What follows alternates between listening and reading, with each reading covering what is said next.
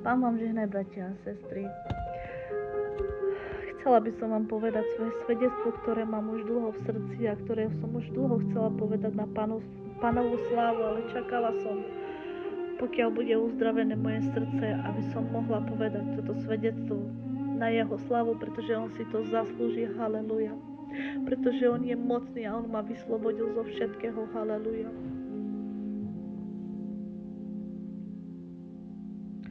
Chcem povedať, že od malička som prežívala utlačanie.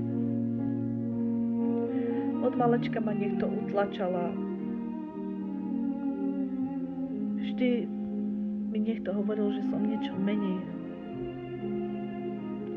A vždy som sa cítila malocenná. Vždy som sa cítila ako nič. Vždy som si hovorila, prečo som na tomto svete. Keď stále trpím. A nikto ma nemal rád. Stále sa mi niekto miešal do života. Stále mi niekto rozkazoval.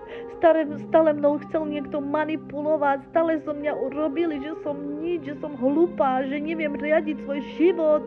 Nemohla som riadiť svoj život, pretože stále sa mi niekto miešal do môjho života, manipuloval mňou a vysmieval sa mi z mojich rozhodnutí. Dávali ma dole. Ponižovali ma. Nikdy nebola moja pravda, stále bola ich pravda. Ubližovali mi. Miešali sa mi tak do môjho života, že skoro sa mi rozpadol môj vzťah s mojím mužom.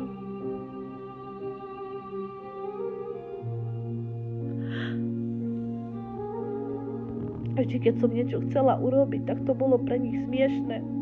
Vždy bolo ich rozhodnutie viacej ako moje. Bála som sa zastať sama seba. Bála som sa zastať svojich detí, svojho muža. Dlhé roky sme boli utlačaní. Dlhé roky sme boli ako v base. Nemohli sme robiť nič, čo sme chceli.